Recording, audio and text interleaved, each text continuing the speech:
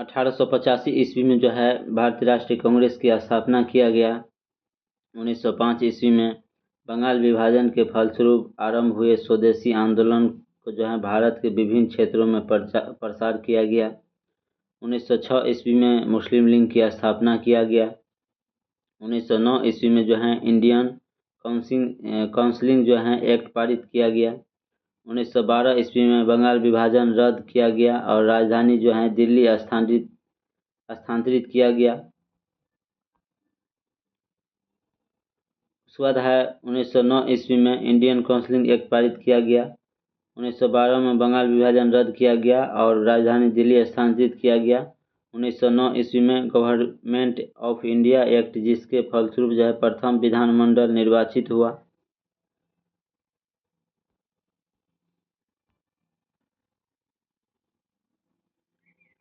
उन्नीस सौ 29 में जो है भारतीय राष्ट्रीय कांग्रेस द्वारा स्वराज जो है पूर्ण स्वतंत्रता का आह्वान किया गया।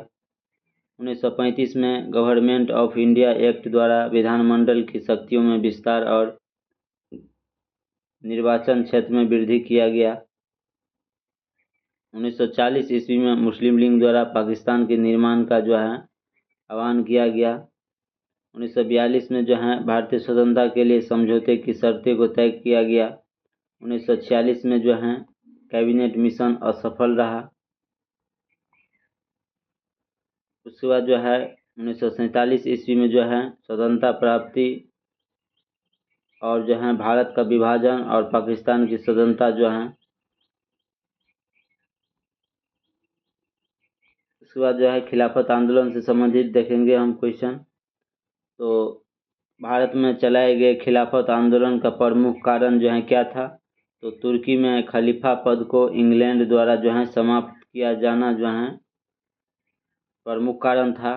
वर्ष 1919 में दिल्ली में आयोजित जो है अखिल भारतीय खिलाफत कमेटी के अध्यक्षता जो है किसके द्वारा किया गया? तो महात्मा गांधी के द्वारा जो है किया गया। उसके बाद है वर्ष 1920 में इलाहाबाद में आयोजित जो है सम्मेलन के दौरान खिलाफत समिति के द्वारा गांधी जी को असहयोग आंदोलन प्रारंभ करने का जो है अनुरोध किया गया था। उसके बाद है खिलाफत आंदोलन के प्रमुख नेता कौन था? शौकत अली और मोहम्मद अली जो है यह खिलाफत आंदोलन का प्रमुख नेता था। उसके बाद है भारतीय राष्ट्रीय कांग्रेस ने पहला असहयोग आंदोलन किस वर्ष प्रारंभ किया था? तो वर्ष 1920 ईस्वी में जो है प्रारंभ किया था। उसके बाद है वर्ष 1920 के नागपुर अधिवेशन में असहयोग आंदोलन के प्रस्ताव को किसने प्रस्तावित किया? तो CR दास ने जो है यह प्रस्ताव पारित किया था। उसके बाद है असहयोग आंदोलन के दौरान किस व्यक्ति ने अपने वकालत छोड़ दिया था? तो चित्तरंजन दास जो थे वह वकालत छोड़ दिया था। स्वराज का नारा गांधी जी ने कब दिया था? तो असहयोग आंदोलन के समय जो है महात्मा गांधी ने स्वराज का नारा दिया था।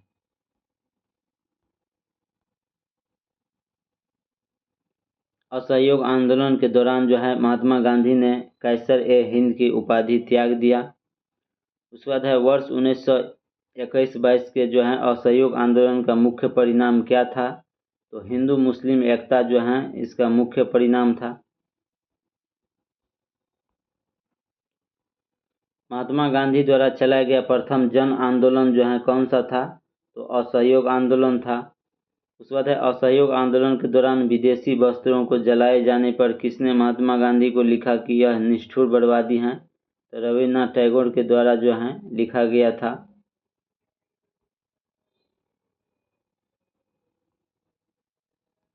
उसके बाद है चौरी चौरा कांड 5 फरवरी 1922 के गोरखपुर जिले के जो है उत्तर प्रदेश में घटित हुआ था, जिसके कारण गांधी जी ने असहयोग आंदोलन को वापस ले लिया।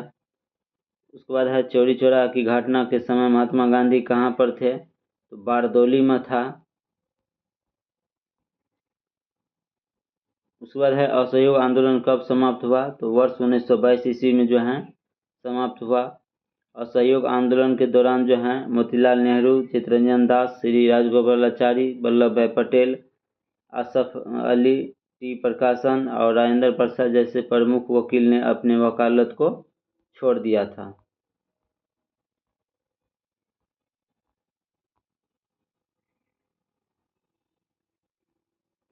स्वराज पार्टी को जो है किसने स्थापित किया था? तो चित्तरंजन दास और मोतीलाल नेहरू जो हैं स्वराज पार्टी का स्थापना किया था 1923 ईस्वी में। कब किया था? 1923 ईस्वी में किया था। स्वराज पार्टी की स्थापना मार्च 1923 में की गई थी। चित्तरंजन दास इसके अध्यक्ष थे और मोतीलाल नेहरू इसके महासचिव थे। उसके बाद है स्वराज पार्टी के गठन के लिए किस कांग्रेस अध्यक्ष ने जो है पद से त्याग पत्र दिया था? तो चित्तरंजन दास जो थे वो कांग्रेस के अध्यक्ष पद से जो है त्याग पत्र दिया था। देशबंधु के नाम से कौन प्रसिद्ध है? तो चित्तरंजन दास जो हैं वो देशबंधु के नाम से प्रसिद्ध हैं। स्वराज पार्टी का गठन जो है किस आंदोलन की असफलता के पश्चात हुआ था? तो असहयोग आंदोलन के जो है असफलता के बाद जो है स्वराज पार्टी का गठन किया गया था। नवंबर 1924 में महात्मा गांधी, चित्तरंजन दास तथा मोतीलाल नेहरू के मध्य एक महत्वपूर्ण समझौता हुआ जिसे गांधी दास पैक्ट कहते हैं। 17 नवंबर 1921 ईस्वी को प्रिंस ऑफ वेल्स ने जो है भारत आगमन किया था। संपूर्ण भारत में जो है सार्वजनिक हड़ताल हुआ था उस दिन।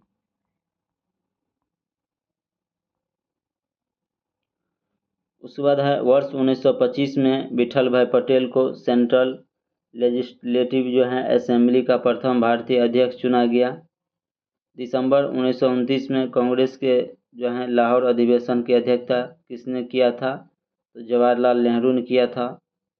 पूर्ण स्वराज का जो है प्रस्ताव कांग्रेस के लाहौर अधिवेशन में किस वर्ष पारित किया गया? तो वर्ष 1929 ईस्वी में जो है पारित किया गया। उसके बाद है लाहौर अधिवेशन में 31 दिसंबर 1929 के मध्य रात्रि को रावी नदी के तट पर कांग्रेस के अध्यक्ष जवाहरलाल नेहरू ने भारतीय स्वतंत्रता का प्रतीक तिरंगा झंडा फहराया। उसके बाद है कांग्रेस कार्य समिति द्वारा पूर्ण स्वाधीनता दिवस किस दिन को मनाया गया था?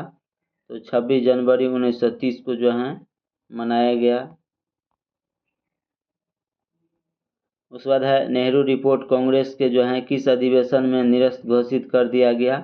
तो लाहौर अधिवेशन 1929 में जो है इसे निरस्त घोषित कर दिया गया। साइमन कमीशन जिसे श्वेत कमीशन कहते हैं किस वर्ष इसका नियुक्ति किया गया था? वर्ष 1927 ईस्वी में जो है नियुक्त किया था। साइमन कमीशन का गठन क्यों किया गया था? तो भारत शासन अधिनियम 1919 मॉन्टेग्यू चेम्सफोर्ड सुधार के लिए समीक्षा हेतु इसका गठन किया गया था। उसके बाद है भारत ने साइमन कमीशन का बहिष्कार क्यों किया था? क्योंकि इसमें कोई भी भारतीय सदस्य नहीं था।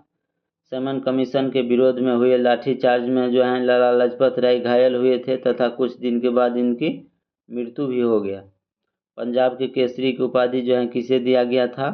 तो लाला लाजपत राय को जो है दिया गया था।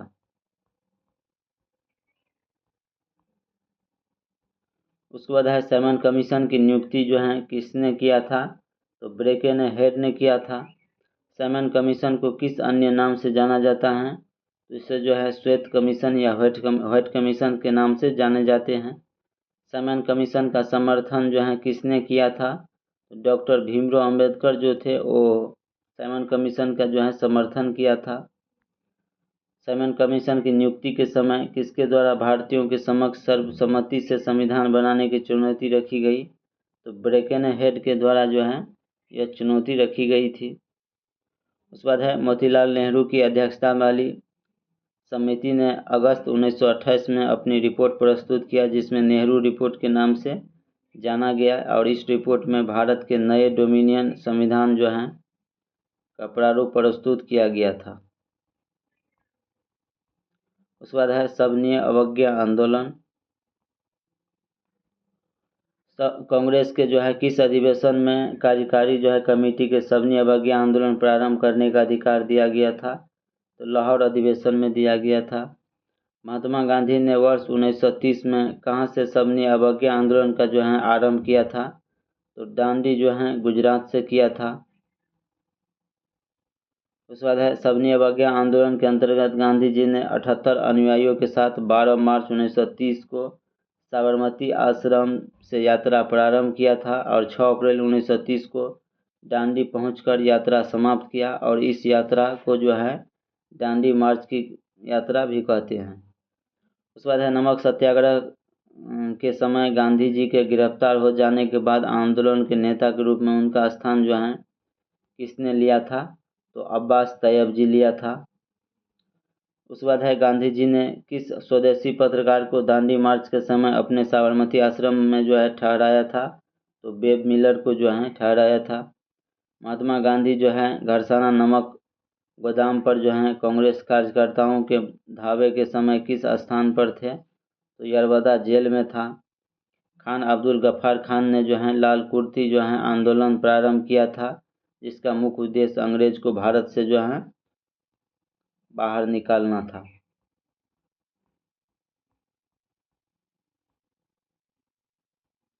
उसके बाद है आचार्य विनोबा भावे जो है किस आंदोलन में शामिल होने के कारण प्रथम बार गिरफ्तार हुए थे, तो सबनी अवज्ञा आंदोलन में शामिल होने के कारण जो है यह प्रथम बार गिरफ्तार हुए थे।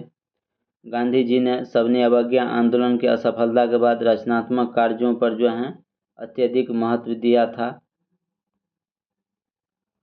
उसके बाद है किस आंदोलन के दौरान गढ़वाल रेजिमेंट के सैनिक ने प्रदर्शनकारी पर गोली चलाने से जो है इनकार कर दिया था, तो सबनी अवज्ञा आंदोलन जो है वर्ष 1930 में अंग्रेज सरकार के विरुद्ध जो है प्रसिद्ध पेशवार कांड का नायक जो है कौन था, वीर जो है चंद्र सिंह गढ़वाली था।